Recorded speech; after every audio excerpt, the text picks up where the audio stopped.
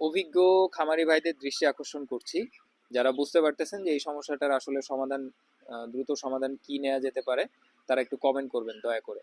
নতুনদের জন্য অনেক উপকার হবে। একটু সাবধানতা অবলম্বন না করলে কিন্তু বিপদ আসতে পারে, কারণ এখন ওয়েদার একটু ঠান্ডা যাচ্ছে। এগুলো কিন্তু সবই বড় মুরগি, হ্যাঁ।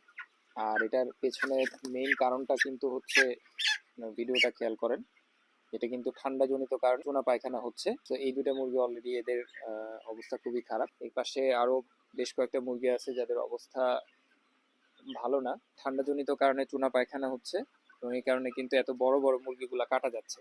তো যারা অভিজ্ঞ খামারি ভাইরা আছেন তারা একটু দয়া করে এই ভিডিওতে কমেন্ট করবেন।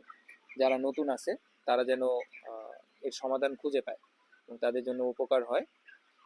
ভালো থাকবেন, সুস্থ থাকবেন। আর এছাড়াও যদি আরো যদি মারাত্মক অবস্থা হয়ে থাকে আপনার খামারে, তাহলে দ্রুত যোগাযোগ করতে পারেন অভিজ্ঞ কোনো খামারি ভাইয়ের সাথে, অথবা ডাক্তারের সাথে যোগাযোগ করতে পারেন খুব দ্রুত, কারণ এই সমস্যা কিন্তু ছড়ায় যাচ্ছে।